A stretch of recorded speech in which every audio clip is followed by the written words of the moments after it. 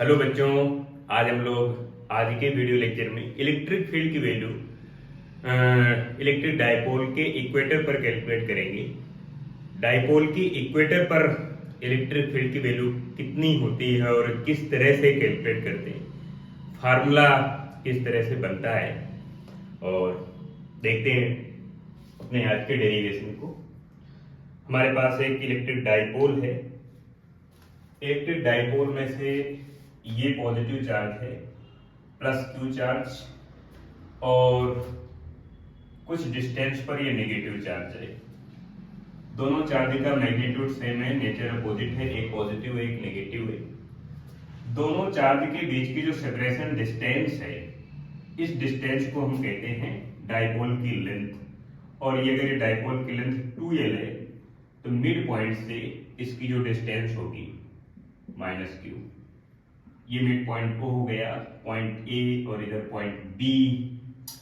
तो इसके परपेंडिकुलर जो लाइन पास होगी, वर्टिकल अपवर्ड डाउनवर्ड, ये इसकी इक्वेटर हो जाएगी। दोनों चार्ज को कनेक्ट करने वाली जो लाइन होगी, दोनों चार्ज को कनेक्ट करने वाली जो लाइन होगी उसे आप एक्सिस कहेंगे, इक्वेटर की एक्सिस कहेंगे। लेकिन अभी हमें एक्सिस पर वैल्यू नहीं कैलकुलेट करना है, हमें इसकी इक्वेटर पर कैलकुलेट करना है। तो ये लाइन हो गई, ये लाइन जो इसके परपेंडिकुलर मिड पॉइंट से पास हो रही है इस तरह से। तो आप डाउन साइड कैलकुलेट कर ले या अप साइड कैलकुलेट कर ले। मैं इसे अप साइड वैल्यू कैलकुलेट कर रहा हूँ, यहाँ पर वैल्यू कैलकुलेट कर रहा हूँ आर डिस्टेंस पर। इसके मिड पॉइंट से आर डिस्टेंस में वर्टिकल अपवर्ड गया और इस पी पॉइंट पर मुझे इलेक्ट्रिक फील्ड की वैल्यू कैलकुलेट करना है, इस पी पॉइंट पर। अब अगर डायपोल की टोटल लेंथ 2l है तो ये वाली लेंथ l और ये वाली लेंथ l हो जाएगी। अब मुझे डिस्टेंस को कैलकुलेट करना है, तो ये डिस्टेंस l है, ये r है, तो ये वाली डिस्टेंस ये हो जाएगा √r² प्लस l²। और ये वाली डिस्टेंस √r² प्लस l², ये डिस्टेंस हो जाएगी। बिकॉज ये राइट एंगल ट्रायंगल बन रहा है, OAP और OBP, ये राइट एंगल ट्रायंगल बन रहा है। इसमें आप पाइथागोरस प्रमेय का यूज करके आप फिर हाइपोटेन्यूज की यानी कर्ण की वैल्यू को कैलकुलेट कर सकते हैं, r² प्लस l²। इस पॉइंट पर वैल्यू कैलकुलेट करना है तो पॉजिटिव चार्ज की वजह से इलेक्ट्रिक फील्ड की वैल्यू हो गई E1 और ये जस्ट आउटसाइड होगी, E1 की जो डायरेक्शन होगी जस्ट आउटसाइड। नेगेटिव चार्ज की वजह से जो इलेक्ट्रिक फील्ड होगी वो E2 होगी और इसकी डायरेक्शन जस्ट इनसाइड होगी, अंदर की तरफ होगी। जो लाइन कनेक्ट कर रही है उसी से अंदर की तरफ और उसी में ठीक बाहर की तरफ। E1 E2 के बीच का एंगल जो भी होगा उसे हम कैलकुलेट कर लेंगे। ये एंगल थीटा है, अगर ये एंगल थीटा है तो ये वाला जो एंगल आएगा, ये एंगल जो आएगा ये थीटा होगा और ये वाला भी थीटा, टोटल 2 थीटा हो जाएगा। अब E1 E2 के वैल्यू कैलकुलेट कर लेते हैं, फिर यहाँ पर रिजल्टेंट वैल्यू को कैलकुलेट करेंगे। तो E1 E2 ये वाला P पॉइंट, इसका डायग्राम यहाँ पर बना लेते हैं हम लोग।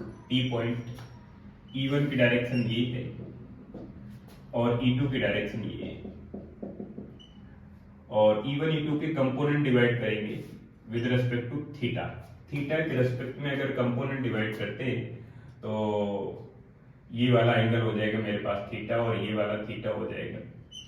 E1 का जो हॉरिजॉन्टल कंपोनेंट हो जाएगा वो हो जाएगा E1 cos थीटा और इसका जो वर्टिकल कंपोनेंट होगा वो E1 sin थीटा होगा।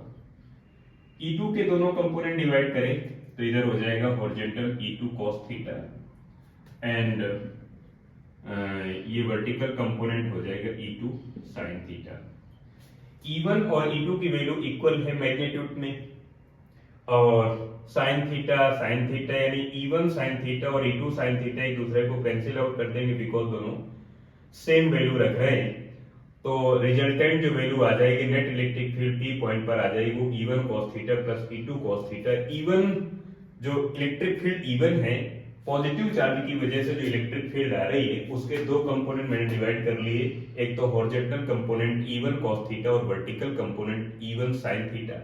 E2 के दो कंपोनेंट, एक तो E2 cos theta and E2 sin theta. ध्यान रखना जिधर एंगल होगा उधर cos आएगा और वर्टिकल में साइन के रिस्पेक्ट में वैल्यू कैलकुलेट करेंगे। तो ये E1 साइन थीटा और E2 साइन थीटा तो एक दूसरे को कैंसिल कर देते हैं, रिजल्टेंट वैल्यू मेरे पास ये आ गई, ये नेट इलेक्ट्रिक फील्ड हो जाएगी। तो मैं पॉजिटिव चार्ज की वजह से इलेक्ट्रिक फील्ड कैलकुलेट करूंगा, तो electric field due to positive charge तो ये हो जाएगा E1 equal to K mean electrical constant Q divide by distance square. तो डिस्टेंस मेरे पास ये है और इस डिस्टेंस का स्क्वायर करना है, तो एक बार मैं ले लेता हूँ R square plus L square, इसका होल स्क्वायर करना है, तो ये मेरे पास वैल्यू आ जाएगी E1 equal to K Q divide by ये हो जाएगा R square plus L square. इसी तरह से E2 की वैल्यू कैलकुलेट करेंगे तो E2 का मैग्नीट्यूड भी यही रहेगा के Q divide by distance square. तो डिस्टेंस आपके पास ये जहां पर आपको वैल्यू कैलकुलेट करना है और जहां पर चार्ज है, दोनों पॉइंट के बीच की सेपरेशन डिस्टेंस को आप देखेंगे, तो सेपरेशन डिस्टेंस आपको मिल जाएगी square root R square plus L square. इसका स्क्वायर करेंगे तो रूट हट जाएगा, तो मेरे पास आ जाएगी value R square plus L square आ जाएगी। अब E1 E2 की वैल्यू यहाँ पर रख देंगे, मीन रिजल्टेंट इलेक्ट्रिक फील्ड आपको कैलकुलेट करना है, net electric field at point P point पर नेट इलेक्ट्रिक फील्ड कैलकुलेट करेंगे, तो net electric field E equal to E1 cos theta plus E2 cos theta.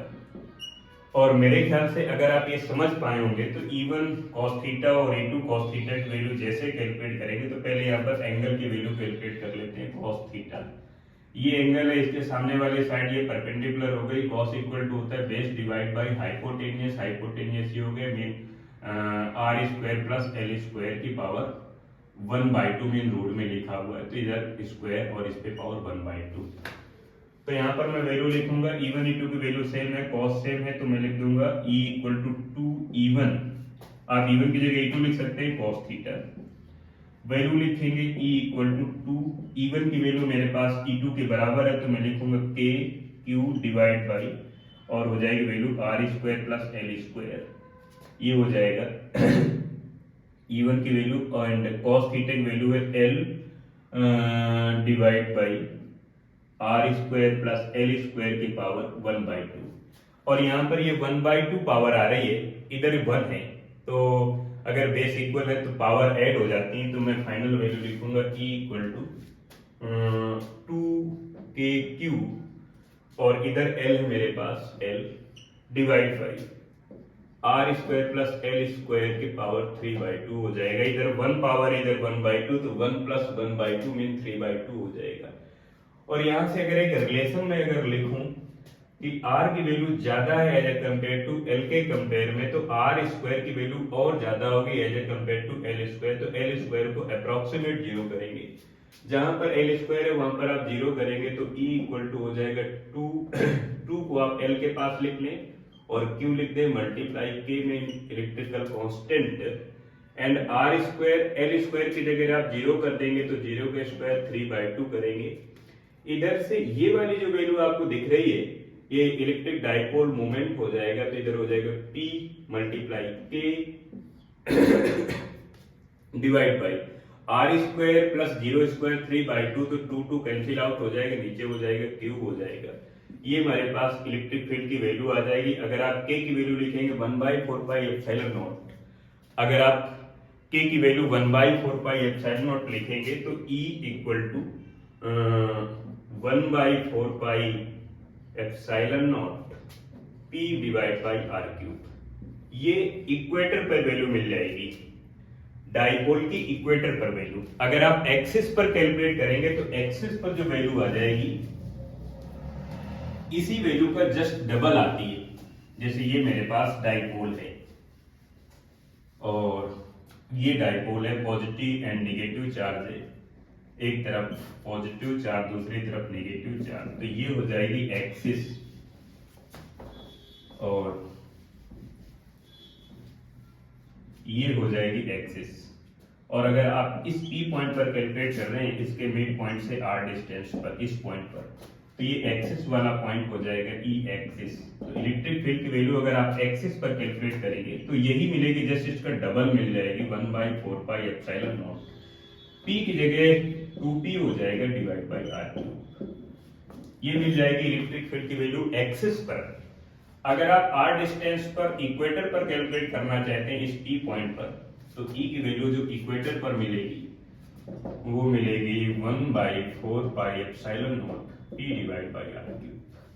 तो ये मेरे पास वैल्यू हो जाएगी। और अगर आप रिजल्टेंट कैलकुलेट करना चाहते हैं किसी थीटा एंगल पर, तो इन दोनों को आप इन दोनों का रिजल्टेंट कैलकुलेट कर लेंगे।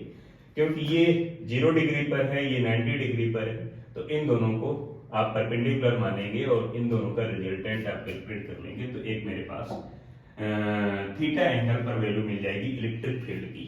ये इलेक्ट्रिक फील्ड का कंसेप्ट है। अगर आप दोनों का रेशियो कैलकुलेट करेंगे तो मेरे पास 1/2 का रेशियो आ जाएगा। इलेक्ट्रिक फील्ड एक्सिस पर कितनी आ रही है, डाइपोल की एक्सिस पर कितनी आ रही है, और इलेक्ट्रिक फील्ड की वैल्यू उसके इक्वेटर पर कितनी आ रही है। आप जब दोनों का रेशियो करेंगे तो 1/4πε0 2p divide by r cube division 1/4πε0 p divide by r cube, and ये सारी वैल्यू कैंसिल आउट हो जाएगी, केवल 2 बचेगा, 1 बचेगा। तो 1 और 2 का रेशियो आ जाएगा। अगर आप इलेक्ट्रिक फील्ड की वैल्यू एक्सिस पर देखेंगे, इलेक्ट्रिक फील्ड की वैल्यू इक्वेटर पर देखेंगे, तो इस तरह से कैलकुलेट करते हैं। अगले वीडियो लेक्चर में इससे रिलेटेड कुछ और एप्लीकेशन हम पढ़ेंगे। इसके न्यूमेरिकल हैं, या इसको रोटेट करने में कितना वर्क डन होता है, पोटेंशियल कितना होता है, या इसकी एक्सिस पर किस तरह से आप फील्ड की वैल्यू को कैलकुलेट करते हैं, किस तरह से कैलकुलेट करते हैं। जब भी आपको इलेक्ट्रिक फील्ड की वैल्यू कैलकुलेट करना है, चाहे वो डाइपोल की वजह से हो, या किसी पॉइंट चार्ज की वजह से हो, सिंगल चार्ज की वजह से हो, या चार्ज प्लेट हो, कोई डिस्क हो, गाउस एप्लीकेशन का यूज करके हो, खासकर आपको ये देखना होता है कि वो पार्टिकल जिसकी वजह से आप चार्ज इलेक्ट्रिक फील्ड की वैल्यू कैलकुलेट कर रहे हैं वो पॉजिटिव है या निगेटिव है। अगर पॉजिटिव है तो फील्ड की डायरेक्शन जस्ट आउटसाइड, और नेगेटिव है तो जस्ट इनसाइड। दो पॉइंट, एक पॉइंट तो जहां पर चार्ज पार्टिकल रखा हुआ है, और दूसरा पॉइंट वो जहां पर आपको वैल्यू कैलकुलेट करना है। दोनों पॉइंट के बीच की जो सेपरेशन डिस्टेंस है, दोनों पॉइंट को कनेक्ट करने वाली जो लाइन है, उस लाइन के अलोंग जस्ट आउटसाइड या जस्ट इनसाइड इलेक्ट्रिक फील्ड की डायरेक्शन होगी। और अगर एंगल के रेस्पेक्ट में वैल्यू मिल रही है तो उसके हम कंपोनेंट डिवाइड करेंगे, horizontal component, vertical component, because electric field एक वेक्टर क्वांटिटी है। तो एंगल के रेस्पेक्ट में हमें इसके कंपोनेंट डिवाइड करने पड़ेंगे। तो हॉरिजॉन्टल कंपोनेंट हो जाएगा, वर्टिकल कंपोनेंट हो जाएगा। जैसे मैंने अभी डाइपोल बनाया, और इस डाइपोल की एक्सिस पर अगर मुझे वैल्यू कैलकुलेट करना है या इक्वेटर पर कैलकुलेट करना है, तो एक इजी सा डायग्राम बन सकता है। जैसे ये मेरे पास पॉजिटिव चार्ज हो गया, कुछ डिस्टेंस पर ये नेगेटिव चार्ज हो गया, दोनों के बीच के सेपरेशन डिस्टेंस कुछ भी हो सकती है। तो एक बार मैं इसकी इक्वेटर पर वैल्यू ले यहाँ पर, और एक बार इसकी मैं एक्सिस पर ले सकता हूँ। तो पॉजिटिव चार्ज की वजह से इलेक्ट्रिक फील्ड अगर मैं E1 लेता हूँ, नेगेटिव चार्ज की वजह से इलेक्ट्रिक फील्ड अगर मैं E2 लेता हूँ, और एक्सिस पर अगर मैं वैल्यू कैलकुलेट करूंगा तो E1 और E2 की डायरेक्शन में अगर देखूंगा तो E1 की डायरेक्शन जस्ट आउटसाइड होगी, बिकॉज पॉजिटिव चार्ज की वजह से फील्ड है, और नेगेटिव चार्ज की वजह से जो भी इलेक्ट्रिक फील्ड आ रही है उसकी डायरेक्शन जस्ट इनसाइड होगी, बिकॉज नेगेटिव चार्ज है। तो यहाँ पर दोनों के बीच का एंगल 180 डिग्री है। तो यहाँ पर अगर आप नेट फील्ड कैलकुलेट करेंगे, ई नेट यानी नेट इलेक्ट्रिक फील्ड, तो लिखेंगे E1 माइनस E2 लिखेंगे। लेकिन हाँ, इसी की वैल्यू, इसी नेट इलेक्ट्रिक फील्ड की वैल्यू अभी मैंने लिखी 1/4πε0 2p divide by r cube. अगर ये डिस्टेंस यहाँ से इस मिड पॉइंट से डिस्टेंस r है, ये डिस्टेंस अगर r है तब की कहानी। लेकिन अगर मैं इसी r डिस्टेंस पर इसकी इक्वेटर पर कैलकुलेट करूंगा वैल्यू को इलेक्ट्रिक फील्ड की, तो ये डिस्टेंस हो जाएगी मेरे पास, ये पॉइंट हो जाएगा, इस पॉइंट पर कैलकुलेट करना है। और अगर इसके मैं कंपोनेंट डिवाइड करना है, एक बार आपको सिखाऊं, तो डायरेक्शन जस्ट आउटसाइड E1 की, और E2 की direction just inside E1, E2 की डायरेक्शन जस्ट इनसाइड। और E1 E2 का बाहर अगर हम लोग डायग्राम बनाएंगे तो E1 इधर है एंड E2 की डायरेक्शन इधर है, और इनकी रिजल्टेंट वैल्यू इधर आ जाएगी। तो ये मेरे पास एक पैरेलल प्रोग्राम मिल जाएगा। और इस अगर ये एंगल मुझे मालूम है तो मैं डायरेक्ट वैल्यू यूज कर सकता हूँ, resultant electric field E equal to आप लिखेंगे E1 square plus E2 square E2 square plus 2E1 E2 cos theta. लेकिन अगर ये एंगल नहीं मालूम है, अगर मैंने टोटल एंगल यहाँ पर थीटा के बजाय कुछ और ले लिया, बिकॉज मैं थीटा पहले ले चुका हूँ, तो cos फाई ले सकता हूँ, टोटल एंगल फाई है। अगर आपको एंगल नहीं मालूम है तो फिर आप इसके कंपोनेंट डिवाइड करेंगे। अगर एंगल की न्यूमेरिकल वैल्यू नहीं मालूम है तो थीटा